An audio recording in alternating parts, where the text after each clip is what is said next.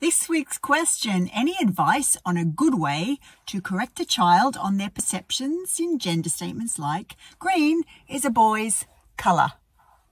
And welcome back to Sitting in a Car. I'm Sarah Sproul and I sit in a car with you each week answering a question to help you raise your confident and caring young person who respects themselves and the people around them. I love questions around gender and our assumptions around gender because there are so many ways all of us make assumptions. Parents make assumptions, grandparents make assumptions, kids make assumptions about gender as we go through our whole life. And it's actually impossible to do anything but. I remember the assumption that I held into my 20s was that to be able to look after myself, the only way to do that was to get married. It's a bit mad, right? Because obviously now I realize that there are lots of ways that a woman, an adult woman, who has an ability to earn her own way, can look after herself. But for me, the stereotype or the assumption that I had, that the world had given me, was that I had to get married. And if you've heard me tell that story at all before, you will know that that was a raging mess of broken hearts and hassle and lots of lost wedding deposits. So, how do we correct a child when they make a statement that we see assumes something about gender? Let's get going. Point 1, our kid is not wrong when they make a statement like green is a boy's colour. What it shows us is that they have assimilated or taken in an unwritten rule that the world is teaching them about gender. In this case, it's that green is a boy's colour, which is an interesting assumption, right? So our first point, and something to remember as a parent, is they are not wrong when they make a statement like that. They are right based on what they've learnt about the world.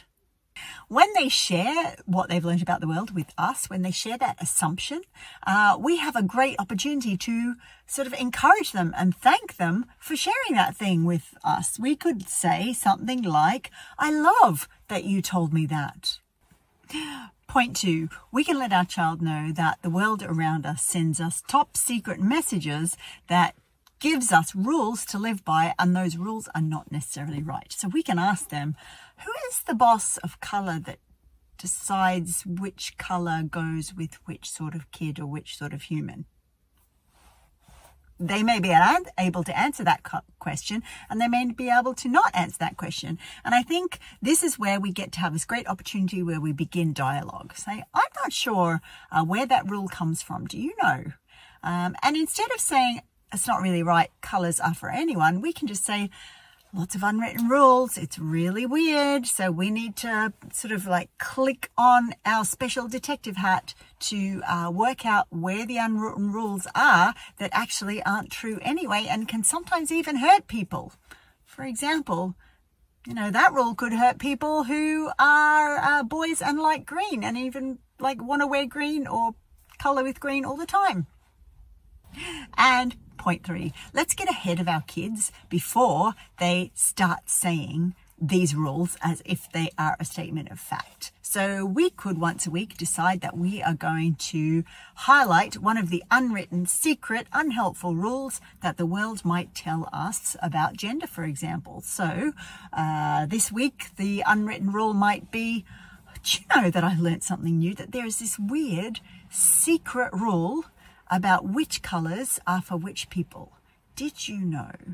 And then you could say, did you know that pink used to be a boy's colour? And then the rule changed so that pink is now a girl's colour. Like, who is changing the rules about colours? What is going on? And as we start highlighting these different sort of weird just rules that keep changing and are just unhelpful and bizarre, our child may start to get that same sort of inquiring, scientific or investigative mindset, and they can start pointing out the rules that don't make sense to us as well. We could even say when we're pointing out these unwritten rules is that, you know, these rules, sometimes they try and control kids even, not even just adults, they try and control kids. And sometimes when a rule tries to control our kid, it can actually make that kid feel really sad. And not only that, sometimes it can even make an unwritten rule like green is not a boy's colour, can even make adults spend money that they don't have. Like, imagine this. And here's an example in my family as well. So imagine where there are 3 green t-shirts in the family that fits a little boy. He's 7 and there are 3 green t-shirts, but he doesn't want to wear green because the unwritten scary rule is that green is not for boys. So what happens then? Do the adults in that family have to go out and spend maybe, let's say a t-shirt is €7 if we're lucky, maybe it's €15, spend €45 on 3 t-shirts that aren't green, when €45 could have bought an awful lot of ice cream or a trip to the cinema or something really fun, but instead the unwritten rule has forced that family into spending €45 only on t-shirts that aren't green.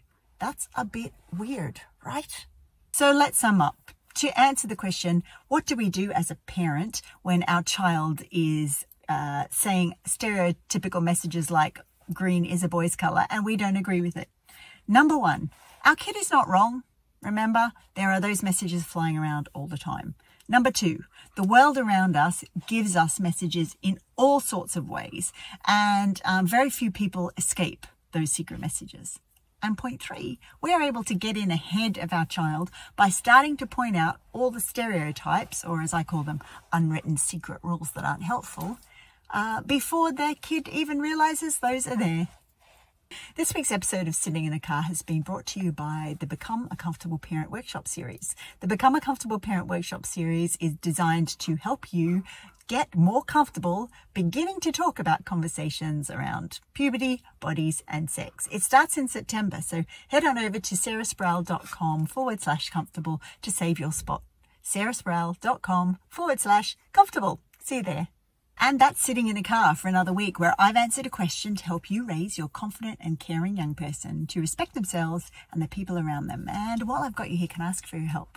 Would you like, repost, or subscribe to Sitting in a Car? When you do that, other parents just like you are able to find the support and information they need to do this part of their parenting even better. Thanks for that, and bye for now. And point 3. Oh no, that's not right. Sorry. Okay, let's do it.